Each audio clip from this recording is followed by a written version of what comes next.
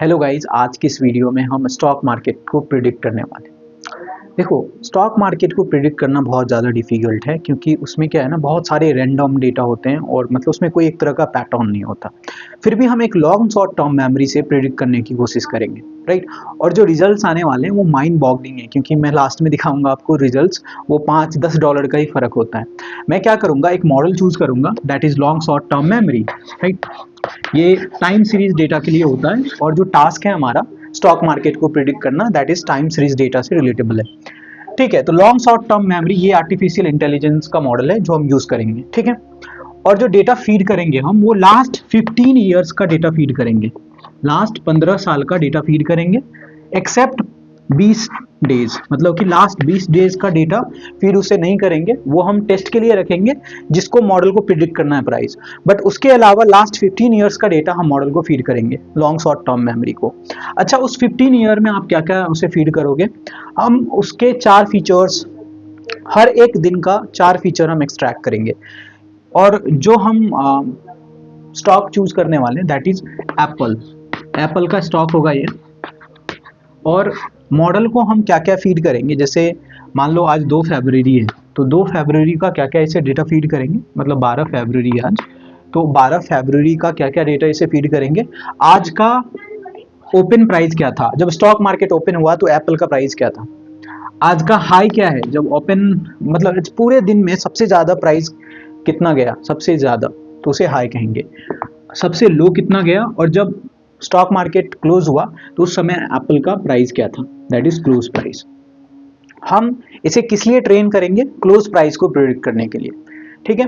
तो last 15 years का data हम LSTM को फीड करेंगे, एक्सेप्ट 20 डेज टेस्ट के लिए रखेंगे, जिसे मॉडल को प्रेडिक्ट करना है लर्न, मतलब ट्रेन होने के बाद, लर्न करने के बाद।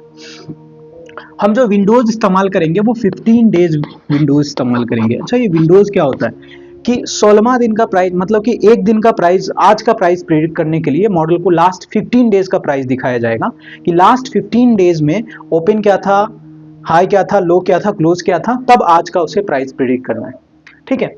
तो लास्ट, और मैंने बता ही दिया, लास्ट 15 ईयर्स का हम डेटा यूज करेंगे। 15 डेज विंडो होगा, स्टॉक का नाम है एप्पल, और 20 डेज का हम क्या करेंगे, प्रिडिक्शन करेंगे, जो हम वीडियो के एंड में आपको दिखाएंगे कि एक्चुअल वैल्यू क्या थी और मॉडल ने प्रिडिक्ट क्या किया था। और मतलब जो रिजल्ट्स हैं वो बहुत ही इंप्रेसिव है। तो लेट्स डू इट, राइट।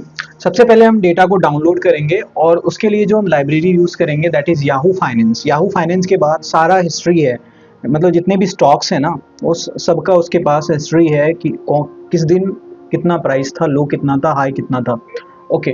और जो डेटा मैनिपुलेशन के लिए वो लाइब्रेरी यूज करें पैंडाज, और डेट टाइम के लिए डेट टाइम, ठीक है। तो एंड डेट जो होगा हमारा वो आज का डेट होगा। मैं क्या कर रहा हूँ, पिछला 15 साल का डेटा क्या कर रहा हूँ, डाउनलोड कर रहा हूँ, ठीक है।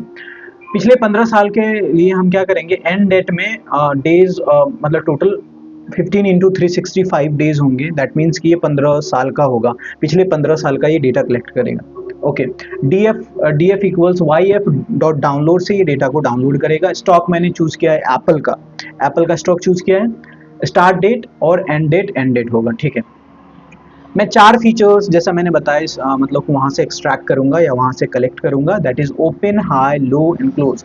ओपन होता है कि एक दिन सबसे जब ओपन हुआ स्टॉक मार्केट तो उस वक्त प्राइस क्या था, जब सबसे हाई उस दिन का प्राइस क्या था उस स्टॉक का, और सबसे लो उस दिन का प्राइस क्या था, और जब क्लोज हुआ उस दिन स्टॉक मार्केट तो उस स्टॉक का क्या प्राइस था। तो ये 4 फीचर्स मैं इस्तेमाल कर रहा हूँ, ठीक है। ओके, तो एक बार इसे रन करते हैं। सबसे पहले क्या करेंगे, डाउनलोड करेगा, उसके बाद df.head10 से हमें सैंपल दिखाएगा, 10 शुरुआत के 10 सैंपल्स दिखाएगा। So let's run it.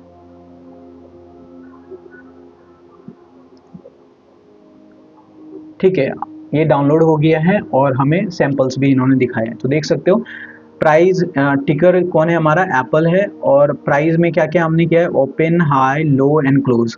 तो जैसे मान लो 17 फरवरी 2011 का जब स्टॉक मार्केट ओपन हुआ था तो एप्पल का प्राइस क्या था, 10.70। हाई क्या था उस दिन का, 10.79। लो क्या था, 10.68। क्लोज क्या था, 10.73, राइट। तो आई होप कि आपको समझ में आ गया होगा, मतलब क्या क्या फीचर्स हमने एक्सट्रैक्ट किए हैं, ओपन, हाई, लो, क्लोज, OHLC। ओके, उसके बाद मैं स्केलिंग करता हूँ, मतलब कि इस बड़े नंबर को छोटे नंबर में एक यूनिक वे में एक छोटे नंबर में कन्वर्ट करता हूँ ताकि मॉडल के लिए आसानी हो। और मतलब कि स्केलिंग हम क्यों करते हैं, ताकि मतलब बड़ा नंबर डोमिनेट ना करे, सबके लिए एक जैसा मॉडल सबको एक तरह से देखे। Okay, so let's run it. ठीक है, तो ये स्केलिंग हो गया हमारा। और उसके बाद हम करते हैं 15 डेज विंडो में। अब 15 डेज विंडो क्या है? विंडोज मतलब कि जब उन्होंने एक प्राइस को प्रिडिक्ट किया, मतलब आज का क्लोज प्राइस प्रिडिक्ट किया, तो हम पूरा 15 साल का डेटा एक बार उसे नहीं दिखाते हैं।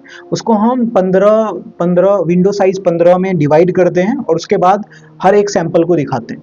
मतलब एक सैंपल हो गया जिसमें हम क्या करते हैं, 15 दिन का हमारे पास क्या होता है, OHLC होता है, उसको हम दिखाते हैं। और उसके बाद हमारा प्रिडिक्शन जो होता है वो 16वां दिन क्लोज प्राइस क्या था। उसके बाद हम क्या कर रहे हैं, ट्रेन एंड टेस्ट डेटा को प्रिपेयर कर रहे हैं। मैंने टेस्ट साइज जो है 20 लिया है, मतलब कि ट्रेन डेटा जो है यहाँ पे मैं क्या कर रहा हूँ, कलेक्ट कर रहा हूँ लास्ट 15 ईयर्स का, एक्सेप्ट लास्ट 20 डेज।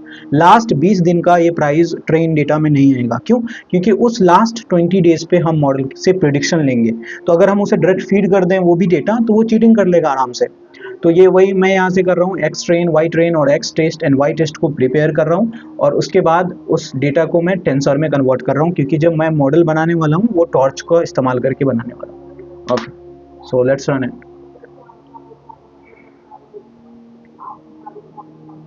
ठीक है, ये रन हो गया। और उसके बाद लास्ट स्टेप आता है, नॉट लास्ट स्टेप, अभी मतलब हम मॉडल आर्किटेक्चर तैयार करेंगे। ठीक है, तो जैसे मैंने बताया कौन सा मॉडल हम यूज़ करेंगे इसमें, लॉन्ग शॉर्ट टर्म मेमोरी। क्यों लॉन्ग शॉर्ट टर्म मेमोरी? क्योंकि ये जो डेटा है ना वो टाइम सीरीज डेटा है, या फिर हम ये कहें कि ये कौन सा डेटा है, मैंने कई बार इस पर बात भी करी है कि ये सीक्वेंस डेटा है। और सीक्वेंस डेटा के लिए जो मॉडल है वो रिकरेंट न्यूरल नेटवर्क है, LSTM है और GRU है, ये सारे। तो हम अभी यूज़ करेंगे लॉन्ग शॉर्ट टर्म मेमोरी। ठीक है, और तो इसे रन करते हैं। ये आर्किटेक्चर जैसे आप देख सकते हो, राइट। हमने टोटल हिडन स्टेट 64 यूज़ किया है, नंबर ऑफ लेयर्स 2 हैं, इनपुट साइज 4 हैं। कौन कौन इनपुट साइज है आपको पता है, open, close, low and high. जो हमने एरर यूज़ किया है that is MSC loss, mean square error loss. क्यों? क्योंकि ये जो टास्क है वो कैसा टास्क है, रिग्रेशन टाइप टास्क है, तो ऑब्वियसली मीन स्क्वायर एरर ही इस्तेमाल कर सकते हैं हम इसमें। ऑप्टिमाइजर हमने एडम यूज़ किया है, मैंने कई बार बताया एडम ऑप्टिमाइजर बढ़िया काम करता है। ओके, सो ये आर्किटेक्चर को हम बना लेंगे। और उसके बाद लास्ट स्टेप आता है ट्रेन द मॉडल। ठीक है, तो इपॉक इपॉक होता है कि आपने कितनी बार डेटा को अपने मॉडल को दिखाया है। तो अभी हम इपॉक जो यूज़ कर रहे हैं वो 200, मतलब 200 बार वो डेटा को देखेगा, राइट, ताकि वो अच्छे से समझ पाए। अब देखो, ऑब्वियसली ये कहना मतलब गलत नहीं है कि 200 बार डेटा को देखता है, बट मैथमेटिकली ये मीनिंग नहीं बनाता है। मैथमेटिकली अगर गए तो आपने फॉरवर्ड पास से लेकर के ग्रेडियंट डिसेंट तक का कैलकुलेशन कितनी बार रिपीट करा है, उसे इपॉक कहते हैं। अगर एक इपॉक है तो एक बार ही रिपीट होगा, दो है तो 2 बार रिपीट होगा। और दूसरी भाषा में कहें तो लर्नेबल पैरामीटर्स ने कितनी बार सीखा है डेटा को देख करके, तो उसे ही हम इपॉक कहते हैं। तो अगर 200 इपॉक है तो 200 बार ये सीखेगा। ओके, तो और लास्ट में मैं क्या कर रहा हूँ कि हर एक 10 इपॉक पे मैं ऑब्जर्वेशन ले रहा हूँ कि इपॉक क्या है और लॉस क्या है। So let's run it.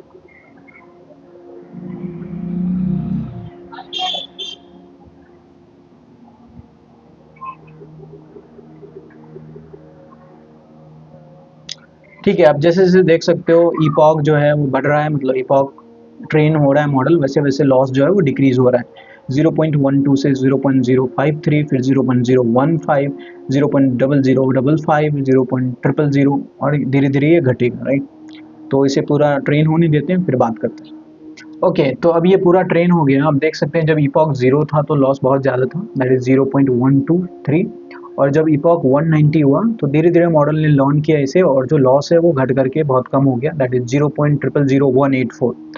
अब जो है हम प्रिडिक्ट करेंगे, जो मॉडल ने लर्न किया है उसके हिसाब से मॉडल को प्रिडिक्ट करना है लास्ट 20 डेज क्लोज प्राइस। क्योंकि मैंने पहले भी बताया कि मैंने जो ट्रेन डेटा इस्तेमाल किया है उसमें लास्ट 20 डेज को फीड नहीं किया है, वो हमने टेस्ट में यूज़ किया है, राइट, ताकि हम उसे प्रिडिक्ट करने के लिए इस्तेमाल कर सकें। तो यही करेगा ये, अब वो जो 20 डेज का प्राइस है वो प्रिडिक्ट करेगा, right. So let's run it.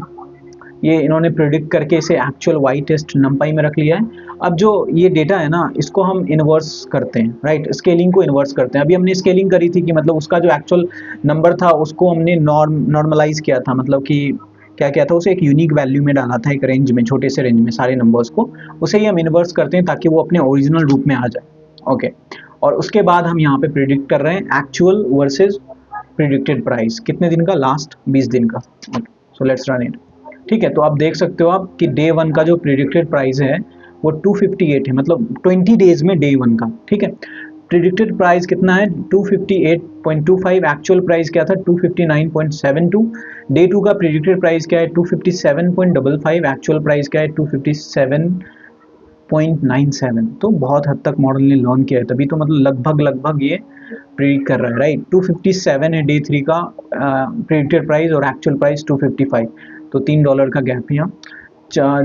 Number days 4 का आप देख सकते हो, प्रिडिक्टेड प्राइस क्या है 256, एक्चुअल प्राइस 246, तो यहाँ थोड़ा गैप है ज़्यादा। डे 5 का क्या है 254 एंड एक्चुअल प्राइस 247, तो मतलब लगभग $5 से $10 का यहाँ पे आपको गैप देखने को मिलेगा।